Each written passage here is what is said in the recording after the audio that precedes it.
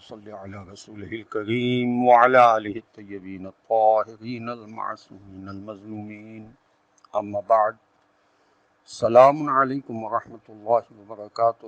اللہ تبارک و تعالیٰ کا شکر ہے کہ میں کراچی سے تاج العلماء مولانا محمد نقی نجفی علی اللہ مقامہ کا پوتا علی احمد آپ کی خدمت میں سورہ مبارکہ انعام کے دوسرے رکوع کی آیات لے کر حاضر کی خدمت ہوا ہوں۔ سورہ انعام قرآن مجید کا 6 نمبر کا سورہ ہے اور اس کے دوسرے رکوع میں 10 آیات ہیں جن کے نشانات ہیں 11 سے لے کے 20 تک۔ آیت نمبر 11 سے ابتدا کر رہا ہوں۔ اعوذ باللہ من الشیطان اللعین الرجیم، بسم اللہ الرحمن الرحیم، قل سیروا فی الارض ثم انظروا کیف کان عاقبۃ المکذبین۔ ترجمہ: ان سے کہو ذرا زمین میں چل پھر کر تو دیکھیں کہ جھٹلانے والوں کا کیا انجام ہوا۔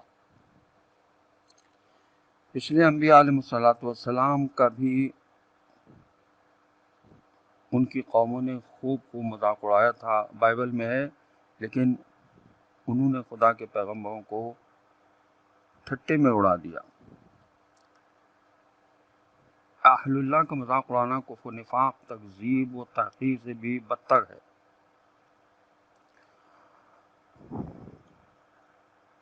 اور کیونکہ یہ کبر و نخوت کا اعلیٰ ترین درجہ ہے، غیر محتاج شعراء اکثر اس جرم کے مرتکب پائے گئے ہیں۔ مثلاً بقول غالب تو آتش دوزخ سے ڈراتا ہے انہیں جو آگ کو پی جاتے ہیں پانی کر کے۔ ممکن ہے کہ یہ تمسخر کبر کا نتیجہ نہ ہو، مگر پھر بھی تمسخر کی قسم سے باہر نہیں ہے۔ گزری ہوئی قوموں کے آثار اور ان کے تاریخی افسانے گواہی دے رہے ہیں کہ صداقت و حقیقت سے منہ موڑنے سے اور باطل پرستی پر اصرار کرنے کے نتیجے میں قوموں کو کیسے بھیانک اور عبرتناک انجام کا سامنا کرنا پڑتا ہے۔ زمین پر چل پھر کر دیکھنے سے ہی عبرتیں حاصل ہوں گی، ان کے انجام کو تماشی کی غرض سے نہ دیکھیں۔ آیت نمبر 12 یہ ہے کہ قُل لِّمَن مَّا فِي السَّمَاوَاتِ وَالْأَرْضِ قُلِ اللَّهُ كَتَبَ عَلَىٰ نَفْسِهِ الرَّحْمَةَ لَيَجْمَعَنَّكُمْ إِلَىٰ يَوْمِ الْقِيَامَةِ لَا رَيْبَ فِيهِ الَّذِينَ خَسِرُوا أَنفُسَهُمْ فَهُمْ لَا يُؤْمِنُونَ۔ ترجمہ: ان سے پوچھو آسمانوں اور زمین میں جو کچھ بھی ہے وہ کس کا ہے؟ کہو کہ سب اللہ ہی کا ہے۔ اس نے رحم و کرم کو اپنے اوپر لازم کر لیا ہے، قیامت کے دن وہ یقیناً تم سب کو ضرور جمع کرے گا۔ یہ بالکل ایک غیر مشتبہ حقیقت ہے، مگر جن لوگوں نے خود اپنا ہی نقصان کیا ہے وہ حق کو کبھی نہیں مانیں گے۔ خدا نے رحم و کرم کو اپنے اوپر لازم کر لیا ہے، یعنی اس نے اپنی ذات پر یہ بات لازمی قرار دے دی ہے کہ وہ نمبر 1 اپنی معرفت کی طرف ہدایت کو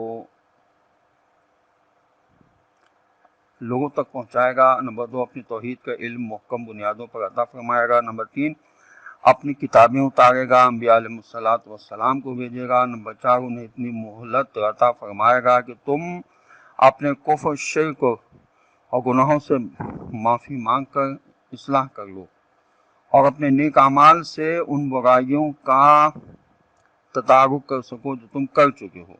یہ وہ مہربانیاں ہیں جو سارے کے سارے انسانوں پر محیط ہیں۔ تابعداری کرنے والوں پر تو مہربانیوں کی کوئی انتہا ہی نہیں ہے۔ یہ تفسیر صافی میں لکھا ہے اور تفسیر تبیان میں بھی۔ مومنوں پر یہ مہربانی ہے کہ ان کی نیکیوں کی وجہ سے بھی ان کے گناہ معاف کر دے گا اور خود اپنی رحمت اور اللہ والوں کی شفاعت کے سبب سے بھی ان کو نجات عطا فرمائے گا۔ کیا شاعر نے خوب کہا ہے کہ میں گناہ گار، سیاہ کار، خطا کار، مگر کس کو بخشے تیری رحمت جو گناہ گار نہ ہو۔ امام فخر الدین رازی نے نتیجہ نکالا ہے کہ خدا کی ذاتی صفت تو رحمانیت اور رحیمیت ہی ہے، باقی رہا خیر و غضب تو یہ صرف عادی مجرموں کے لیے ہوتا ہے۔ برا ہو مسیحی اہل قلم کا کہ انہوں نے قرآن کے خدا کو ایک ڈراؤنا خدا بنا کر پیش کیا ہے۔ یہ تفسیر کبیر میں لکھا ہے، اور تفہیم القرآن میں علامہ مودودی صاحب نے لکھا کہ بیان کا یہ ایک لطیف انداز ہے کہ پہلے تو حکم ہوا کہ ان مشرکوں سے پوچھو کہ زمین اور آسمانوں کو کس نے بنایا ہے۔ اب کیونکہ عرب کے مشرکین اس بات کے قائل تھے کہ سب کچھ اللہ کا ہے، پھر بھی وہ جواب دینے کی جرات نہیں کر سکتے تھے، کیونکہ جواب دینا ان کے مشرکانہ عقائد پر بھاری ضرب ہوتا، اس لیے وہ خاموش رہے۔ تب حکم ہوا کہ اب تم خود ہی کہہ دو کہ سب کچھ اللہ کا ہے۔ علامہ تھانوی نے لکھا ہے کہ آیت اپنے اطلاق سے اس بات پر دلالت کر رہی ہے کہ خدا کی رحمت سب کو گھیرے ہوئے ہے، اسے خدا کا کوئی غضب بھی ایسا نہیں جس میں کچھ رحمت شامل نہ ہو، جبکہ بے پناہ رحمتیں ایسی ہیں کہ جن میں ذرا غضب کو دخل نہیں۔ اور علامہ بیضاوی نے اپنی تفسیر میں لکھا ہے کہ خدا کا فرمانا کہ فَهُمْ لَا يُؤْمِنُونَ، یعنی پھر بھی وہ ایمان نہیں لائیں گے، اس میں صرف فا نے ثابت کر دیا کہ ان کا ایمان نہ لانا ان کی غفلت اور حق سے منہ موڑنے کی وجہ سے تھا، یا ہوا و ہوس کی پیروی اور باپ دادا کی ان کی تقلید کی وجہ سے تھا۔ آیت نمبر 13 یہ ہے کہ وَلَهُم مَا سَكَنَ فِي اللَّيْلِ وَالنَّهَارِ وَهُوَ السَّمِيعُ الْعَلِيمُ، اور ترجمہ اس کا یہ ہے اور رات کے اندھیرے اور دن کی روشنی میں جو کچھ بھی کہ سکونت پذیر ہے سب کا سب اللہ ہی کا ہے، اور وہ سب کچھ سنتا اور جانتا ہے۔ رات کے اندھیرے اور دن کی روشنی میں جو کچھ سکونت پذیر ہے وہ سب کا سب اللہ کا ہے۔ یہاں خدا نے سکانہ کا لفظ استعمال فرمایا جو سکونت سے ہے، جو چیز حرکت کر سکتی ہے اگر وہ حرکت نہ کرے تو اس کو سکون کہتے ہیں۔ یہ تاج العروس میں بھی لکھا ہے اور قاموس العربی میں بھی لکھا ہے۔ اور سکانہ کے معنی ٹھہرا ہوا، فروکش ہوا، یہ ابن عربی نے لکھا ہے۔ سالبی نے لکھا کہ ساکن ہونے کا لفظ جانداروں کے لیے خاص طور پر استعمال ہوتا ہے، اس کے معنی ٹھہرنے، رکنے، بسنے کے ہیں، اور یہاں اس کے معنی پیدا کرنے کے بھی ہیں۔ یہ لغات القرآن نے نعمانی نے لکھا ہے اور تفسیر صافی نے بھی لکھا ہے۔ مجموع البیان میں لکھا ہے کہ پہلی آیت میں جو کچھ آسمان و زمین میں ہے وہ کس کا ہے، فرما کر اللہ کے اقتدار کی ہمگیری اور وسعت کو بتایا گیا ہے، اور دوسری آیت میں یہ فرما کر کہ رات کے اندھیرے اور دن کی روشنی میں جو کچھ بھی کہ سکونت پذیر ہے سب کا سب خدا کا ہے، یہ خدا کی ہمگیری کو ظرف مکان میں بھی ثابت کر دیا گیا ہے۔ آیت نمبر 14 یہ ہے، قل اغیر اللہ اتخذ ولیا فاطر السماوات والارض وهو یطعم ولا یطعم قل انی امرت ان اکون اول من اسلم ولا تکونن من المشرکین۔ ترجمہ یہ ہے، کہو پھر کیا اللہ کو چھوڑ کر اللہ کو چھوڑ کر میں کسی اور کو اپنا پرست بنا لوں، اس خدا کو چھوڑ کر جو آسمان و زمین کا پیدا کرنے والا بھی ہے اور جو روزی دیتا ہے مگر روزی لیتا نہیں ہے۔ کہو کہ مجھے تو یہی حکم دیا گیا ہے کہ میں سب سے پہلے اس کے آگے اپنا سر اطاعت جھکا دوں، کہ مسلم اول رہوں، اور یہ کہ تمہیں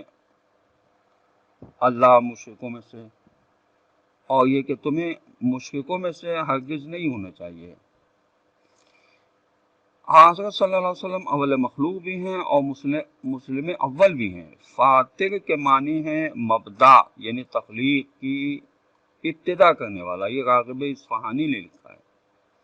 اور قطبی اور بیضاوی نے لکھا کہ یہاں یہ بتایا جا رہا ہے کہ اے مشرکوں، جن کو تم خدا مان رہے ہو اللہ ان کا بھی خالق ہے اور انہیں نیست سے ہست میں لانے والا ہے، اور وہی ساری مخلوق کو رزق دینے والا ہے۔ اور کیونکہ پیغمبر صلی اللہ علیہ وسلم اپنی امت کے لیے نمونہ اور پیشوا ہیں، اس لیے وہ اہل ایمان کی ہر صفت میں سب سے آگے ہیں۔ یہ اولیت یعنی اولیت قوم و زمانے دونوں اعتبار سے ہے۔ خدا کے سوا جتنے بھی خدائی کے دعوے دار ہیں وہ لوگوں کو رزق تو کیا دے سکتے ہیں، وہ تو خود لوگوں سے رزق پاتے ہیں، کیونکہ کوئی فرعون اس وقت خدائی کا دعویٰ نہیں کر سکتا جب تک لوگوں سے ٹیکس وصول نہ کرے۔ مانگنے والا گدھا ہے، شاہ مانگے یا فقیر، کوئی دیوتا اس وقت تک دیوتا ہی نہیں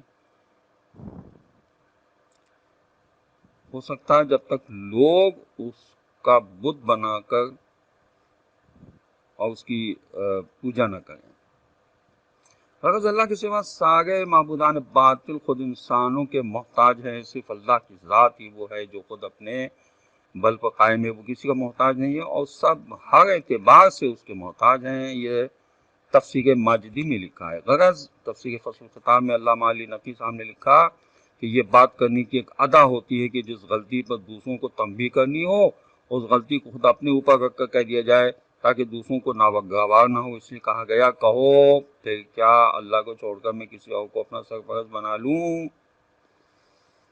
رسول خدا صلی اللہ علیہ وسلم کا یہ فرمانا کہ میں اول درجے کا مسلم ہوں، انا اول من اسلم، اس کے معنی اکثر مفسرین پہلا مسلم قرار دیتے ہیں، یعنی اولیت زمانے کے اعتبار سے، اس لیے وہ اس کا مطلب سب سے پہلا مسلمان بتاتے ہیں۔ یہ تفسیر تبیان میں لکھا ہے، کیونکہ وہ یہ کہتے ہیں کہ سب سے پہلے رسول صلی اللہ علیہ وسلم کا نور خلق ہوا، وہی اول مخلوق بھی ہیں اور اول مسلم بھی ہیں۔ آدم علیہ السلام اور دیگر نبی ان کے بعد خلق ہوئے، کیونکہ جناب رسول خدا صلی اللہ علیہ وسلم نے فرمایا، یہ حیات القلوب اور بحار الانوار میں ہے کہ اول ما خلق اللہ نوری، خدا نے سب سے پہلے میرا نور خلق کیا، اور فرمایا انا وعلی من نور واحد، میں اور علی علیہ السلام ایک ہی نور سے ہیں۔ تو آیت کے آخری الفاظ علامہ تھانی نے لکھا ہے کہ آپ کہہ دیجئے کہ میں تو یہی ہوں، مجھے تو یہی حکم دیا گیا ہے کہ میں سب سے پہلے اس خدا کے آگے اپنا سر تسلیم و اطاعت جھکا کر اول درجے کا فرما بردار بنوں۔ ان الفاظ سے نتیجہ نکلا کہ تکالیف شرعیہ کسی سے بھی ساقط نہیں ہوتی، یہاں تک کہ انبیاء کرام علیہم الصلاۃ والسلام سے بھی۔ آیت نمبر 15 یہ ہے کہ قل انی اخاف ان عصیت ربی عذاب یوم عظیم، کہو اگر میں اپنے پالنے والے مالک کی نافرمانی کروں تو ڈرتا ہوں کہ ایک بڑے ہی خوفناک دن مجھے سزا بھگتنی پڑے گی۔ محققین نے نتیجہ نکالا کہ ہمارے نبی اکرم صلی اللہ علیہ وسلم جیسا معصوم نبی صلی اللہ علیہ وسلم بھی قانون الہی کی ہماگیری سے باہر نہیں ہے، اور تفسیر روح المعانی میں لکھا ہے کہ قیامت کو روز عظیم ان عظیم واقعات کے لحاظ سے فرمایا گیا ہے جو اس دن واقع ہوں گے، کیونکہ وہ ابدی اور بہت بڑے فیصلے ہوں گے۔ آیت نمبر 16 یہ ہے کہ من یصرف عنہ یومئذ فقد رحمہ وذلک الفوز المبین، وہ سزا کے جو شخص اس دن اس سزا سے بچ گیا تو اس پر تو خدا نے بڑا ہی رحم فرمایا، اور یہی تو حقیقی کھلی ہوئی کامیابی ہے۔ تفسیر قرطبی میں اور تفسیر بیضاوی میں لکھا ہے کہ خدا کا فرمانا اور یہی حقیقی کھلی ہوئی کامیابی ہے، یعنی جہنم کی سزا سے بچ جانا ہی کامل نجات، رحمت الہی کا حصول اور کھلی ہوئی کامیابی ہے۔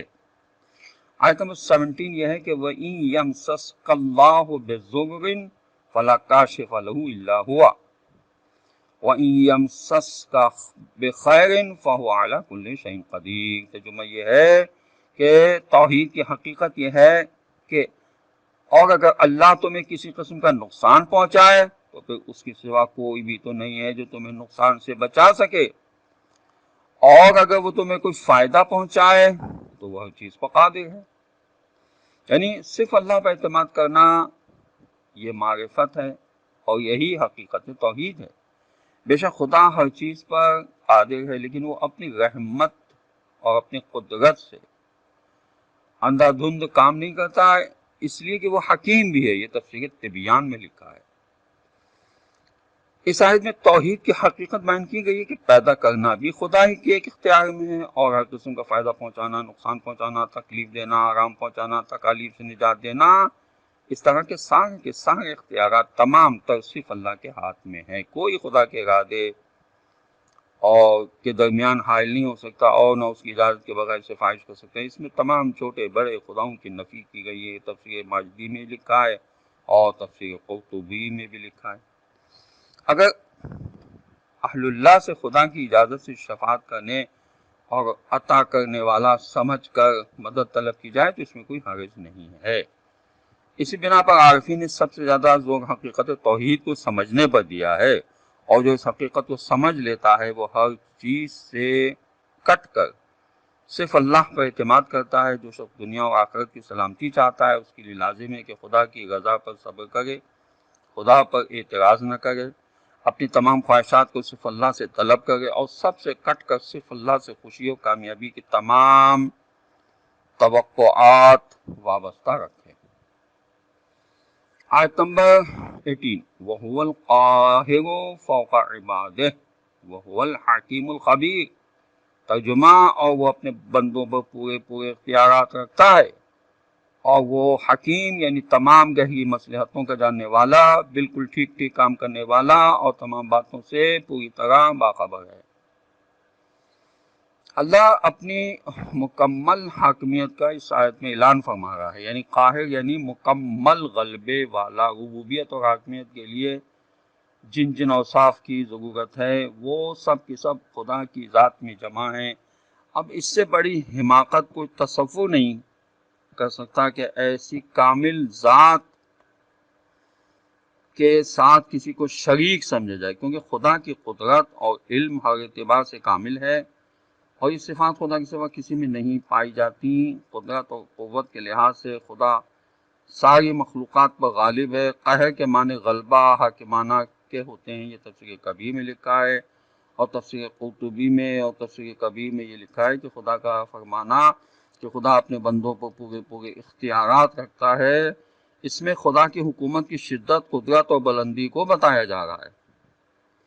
خدا فرماتا ہے کہ تمام بندوں پر غالب و قاہر صرف میں ہوں اور تمام اپنی مخلوق کی ہر حالت اور کیفیت سے ہر وقت مطلع میں ہی ہوں اور میرا فیصلہ اور کام حکمت ہی کے ماتحت ہوا کرتا ہے. آیت نمبر 19 قُلْ أَيُّ شَيْءٍ أَكْبَرُ شَهَادَةً قُلِ اللَّهُ شَهِيدٌ بَيْنِي وَبَيْنَكُمْ وَأُوحِيَ إِلَيَّ هَذَا الْقُرْآنُ لِأُنذِرَكُم بِهِ وَمَن بَلَغَ أَئِنَّكُمْ لَتَشْهَدُونَ أَنَّ مَعَ اللَّهِ آلِهَةً أُخْرَى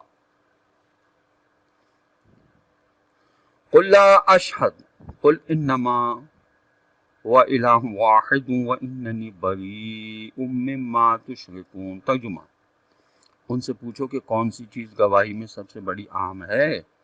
کہو میرے اور تمہارے درمیان اللہ گواہ ہے، یہ بھی کہ میری طرف قرآن کی وحی بھیجی گئی ہے تاکہ تمہیں اور جس تک یہ پیغام پہنچے اس کو متنبع کر دوں. کیا واقعی تم اس بات کی گواہی دے سکتے ہو کہ خدا کے ساتھ دوسرے خدا بھی ہیں؟ کہو کہ میں تو اس بات کی ہرگز کوئی گواہی نہیں دے سکتا. کہو کہ خدا تو بس وہی ایک ہے اور میں اس شرک سے جو تم کرتے ہو قطعاً بے تعلق اور بیزار ہوں. یہاں من بلغا سے مراد اولین جو ہیں وہ ائمہ اہل بیت علیہم السلام ہیں. یہ تفسیر عیاشی، تفسیر صافی اور تفسیر مجمع البیان میں لکھا ہے کہ حضرت امام جعفر صادق علیہ السلام سے روایت ہے کہ جس تک پیغام پہنچے، یعنی من بلغ سے اولین مراد آل محمد علیہ السلام میں سے وہ ائمہ علیہ السلام ہیں جو خدا کے مقرر کیے ہوئے ہیں. وہ حضرت صلی اللہ علیہ وسلم کے بعد قرآن کے ذریعے لوگوں کو اسی طرح ان کے برے انجام سے ڈرائیں، سمجھائیں گے اور خدا کے احکامات پہنچائیں گے جس طرح خود حضرت صلی اللہ علیہ وسلم پہنچایا کرتے تھے. تو پہلے فرمایا کہ ان سے پوچھو کہ کون سی چیز گواہی میں سب سے بڑی ہے. پھر جواباً خود ہی فرمایا اللہ گواہ ہے. اسی ثابت ہوا کہ اللہ کی ذات کے لیے شے کا لفظ کہنا درست ہے. یہ تفسیر کبیر میں، تفسیر طبیان میں، تفسیر روح المعانی میں لکھا ہے. تو خدا کا فرمانا تاکہ انہیں اور جس تک یہ پیغام پہنچے، یہ بتاتا ہے کہ جناب رسول خدا صلی اللہ علیہ وسلم کی رسالت زمان و مکان کے اعتبار سے ہمہ گیر ہے اس کا دائرہ کسی جغرافیائی حدود میں مقید نہیں ہے اور نہ کسی خاص زمانے کے ساتھ مخصوص ہے۔ یہ تفسیر مجموع البیان میں لکھا ہے۔ تفسیر قرآن میں علامہ مودودی صاحب نے لکھا کہ گواہی کے معنی اصل میں کسی چیز کی گواہی دینے کے لیے صرف قیاس یا گمان کافی نہیں ہوتا، بلکہ اس کے لیے علم ہونا ضروری ہوتا ہے جس کی بنیاد پر انسان گواہی دے سکتا ہے۔ مطلب یہ ہے کہ کیا واقعی تمہیں علم ہے کہ اس کائنات میں خدا کے سوا کوئی اور غالب طاقت حاکم ہے جو بندگی کے مستحق ہے؟ تفسیر قرطبی میں لکھا ہے کہ اللہ کے گواہ ہونے سے قرآن مجید کی گواہی بھی مراد ہو سکتی ہے، اسی کہ قرآن خدا کا کلام اور خدا کا معجزہ ہے، اور وہ اپنے کلام، زبان، تعلیمات، غرض ہر اعتبار سے بے مثال ہے۔ نیز توحید پر جو قرآن نے دلائل پیش کیے ہیں وہ لاجواب اور بے مثال ہیں۔ خدا کے اس قول سے کہ تاکہ ہمیں اور جس چیز تک یہ پیغام پہنچے اس کو متنبہ کر دوں، منبلغ سے محققین نے نتیجہ نکالا ہے کہ قرآن صرف اپنے زمانے ہی کے لوگوں کو مخاطب نہیں کرتا بلکہ قیامت تک کے پیدا ہونے والے ہر شخص کو مخاطب کرتا ہے۔ اس رکوع کی آخری آیت جس کا نشان ہے 20، الذین آتیناہم الکتاب یعرفونہ کما یعرفون ابناءہم الذین خسروا انفسہم فہم لا یؤمنون۔ ترجمہ یہ ہے کہ جن لوگوں کو ہم نے کتاب دی ہے وہ اس بات کو اس طرح پہچانتے ہیں جیسے اپنے بیٹوں کو پہچانتے ہیں، مگر جنہوں نے اپنے آپ کو نقصان میں ڈال ہی دیا ہے وہ اس بات کو ہرگز نہیں مانیں گے۔ تفسیر صافی میں ہے کہ یہودی اور عیسائی حضرت صلی اللہ علیہ وسلم کو ان کے حلیے اور ان علامات سے فوراً پہچان لیا کرتے تھے جو توریت اور انجیل میں مذکور ہیں۔ اس لیے یہ آیت یہودیوں اور نصرانیوں کے بارے میں نازل ہوئی ہے۔ خدا نے ان کو نہ صرف رسول خدا صلی اللہ علیہ وسلم کی صفات بتا دی تھیں بلکہ ان کے اصحاب، مہاجرین و انصار کی خصوصیات تک بتا دی تھیں، مگر اس کے باوجود جب وہ آئے جس کو وہ پہچانتے تھے تو انہوں نے اس کا انکار کر دیا۔ بس ایسے انکار کرنے والوں کو خدا کی لعنت ہو۔ یہ تفسیر قمی میں لکھا ہے۔ اور تفسیر قرطبی تفسیر کبیر میں لکھا ہے کہ اب خدا کا فرمانا ہے کہ وہ رسول صلی اللہ علیہ وسلم کو اس طرح پہچانتے ہیں جیسے اپنے بیٹوں کو پہچانتے ہیں۔ اس کا مطلب یہ ہے کہ یہودی نصرانی رسول خدا صلی اللہ علیہ وسلم کی رسالت کو اچھی طرح سے جانتے پہچانتے تھے، ان کی نبوت اور رسالت کو بھی خوب جانتے تھے۔ یہ بھی ممکن ہے کہ اس سے مراد قرآن ہو، یعنی وہ قرآن کی صداقت اور حقانیت کو خوب اچھی طرح پہچانتے تھے۔ یہ تفسیر روح المعانی میں بھی لکھا ہے اور تفسیر قرطبی میں بھی لکھا ہے۔ خداوند عالم کی بارگاہ میں دعا ہے کہ پروردگار ہمیں قرآن پڑھنے، سمجھنے اور اس پر عمل کرنے کی توفیق نصیب فرمائے، اور وارث قرآن حضرت امام زمانہ عجل اللہ تعالیٰ فرج و شریف کا جلد ظہور ہو، اور خدا ہمیں ان کے اعوان و انصار میں شامل ہونے کی توفیق نصیب فرمائے۔ وآخر دعوانا ان الحمد للہ رب العالمین۔ السلام علیکم ورحمۃ اللہ وبرکاتہ۔